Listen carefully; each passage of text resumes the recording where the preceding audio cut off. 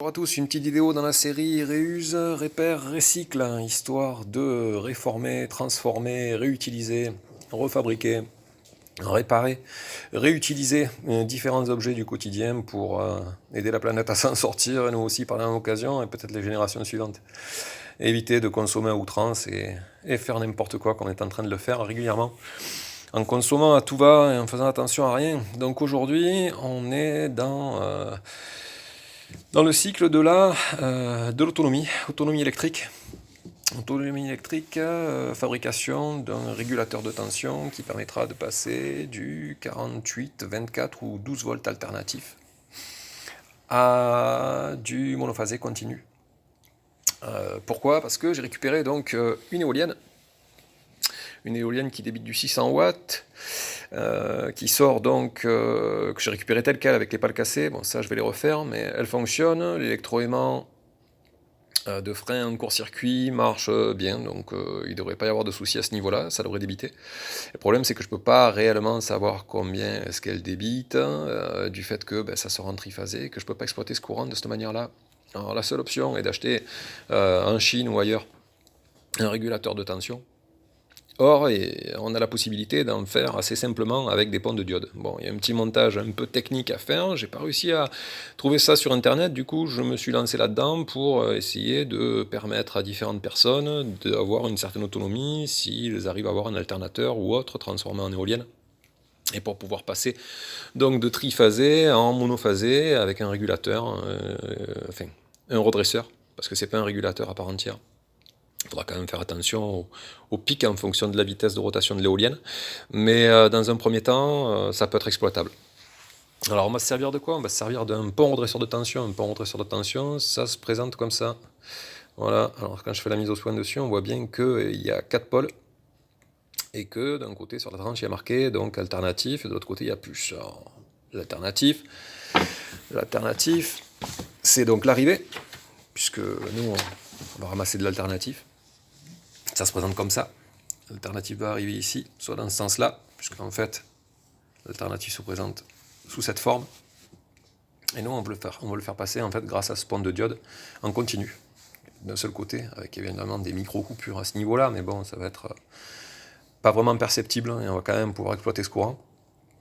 Il va y avoir une baisse de tension aussi liée au diode, parce qu'en fait c'est un pont de diode, il n'y a que des diodes qui vont orienter le courant, qui vont nous permettre en fait de passer de l'alternative au continu. Donc si on suit directement ici, la diode évidemment elle fait passer que dans un sens, elle empêche le retour. Les autres, dans ce sens-là, ça ne peut pas passer, donc l'alternative va passer ici, va sortir là. Quand ça va être donc sur l'autre phase, ça va être ici, paf, ça va venir là, et ça va venir de la même manière ici, donc on va avoir toujours un plus, un moins orienté de cette manière-là, qui va nous permettre d'avoir de la tension en continu, et ça va bien nous servir. Voilà. Les différences de phase, la fréquence du courant français 220, c'est 50 Hz, donc c'est un cinquantième par seconde, 2 secondes. Les changements vont s'opérer.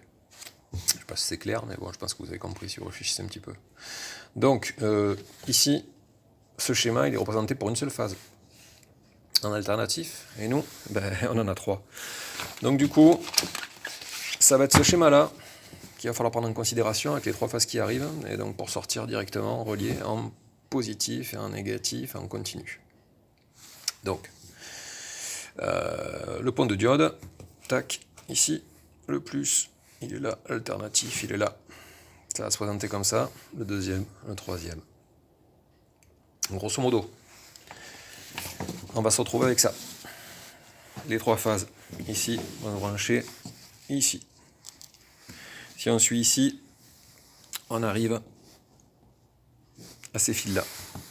Ces fils-là vont se brancher, donc, comme c'est la phase alternative, ici, là, et en diagonale, parce qu'elles sont toujours présentées donc en l'opposé, la borne plus, borne moins, donc en diagonale ici, comme il n'y a pas de plus, il n'y a pas de moins, il n'y a pas de neutre, il n'y a pas de phase, il n'y en a qu'une seule, donc du coup, ça va être là et là, avec un pont. Et ensuite, en sortie, vous allez avoir donc le plus et le moins, comme présenté ici. Le plus, le moins de l'autre côté, le fameux pont, et donc l'arrivée ici, tac, le pont, hop, sortie plus, sortie moins. Les différents plus et moins vont être reliés ensemble, et on va sortir directement ici, sur du continu, en 48 volts. Alors à noter que les ponts de diode, évidemment, quand il y a du courant qui passe dedans, ça s'échauffe.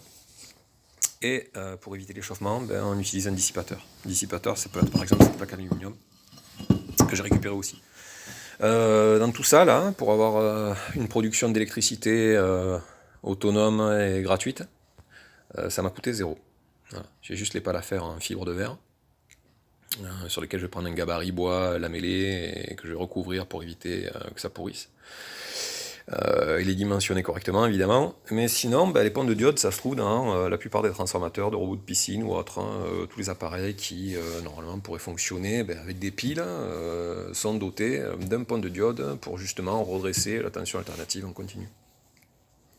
Voilà, donc si vous pouvez récupérer 3 petits ponts de diode qui ne présentent pas forcément toujours sous cette forme-là, vous pouvez en avoir des rectangulaires aussi, avec les pattes qui sont vers le bas, mais ils ont la même fonction, donc après vous pouvez éventuellement les acheter, ça coûte pas très cher non plus. Mais du coup ça vous permet d'économiser une bonne centaine d'euros, et comme je vous l'ai dit, ça permet de redresser, mais ça ne régule pas, donc il faudra quand même faire attention aux montées en régime, au niveau des pales, surveiller un peu et voir ce que ça donne, histoire que ça débite pas trop et qu'il n'y ait pas de soucis à ce niveau-là. Mais après vous pouvez rajouter encore derrière des diodes Zener, et des condensateurs pour arriver à lisser un petit peu tout ça et avoir quelque chose de propre. Et en fait, ce redresseur pourra vous servir dans un montage un petit peu plus complexe. Je vous mettrai un lien après, la vidéo sur laquelle vous pourrez cliquer, qui vous permettra de voir directement les différentes applications en fonction de ce dont vous avez besoin. Mais sinon, vous pouvez directement envoyer donc, sur des batteries, recharger déjà dans un premier temps, une batterie en série, parce que moi c'est du 48 volts. Donc l'avantage est avec le 48 volts qu'il n'y a pas de perte d'électricité d'une batterie au profit de l'autre. Voilà, il n'y a pas de déséquilibre qui va se créer, donc ça c'est plutôt pas mal. Et donc après, il faut se retrouver donc avec un convertisseur de tension ou un onduleur qui peut être aussi récupéré et réutilisé s'il n'a plus de batterie, un onduleur d'ordinateur par exemple. Vous prenez vos batteries en 12 volts et puis vous rebalancez directement dessus, vous avez du 220. Et puis voilà, vous pouvez faire fonctionner différentes choses de façon complètement autonome, dans une caravane, dans un abri, ou même si vous voulez rentrer dans des applications électriques un petit peu plus complexes, par le biais donc d'interfaces, redistribuer donc de l'électricité à EDF et vous faire payer en fonction. Voilà, j'espère que cette petite vidéo vous aura bien servi, vous aura apporté un petit peu plus d'informations sur comment réaliser un régulateur à très très moindre coût pour pouvoir exploiter le courant triphasé d'une éolienne. Voilà.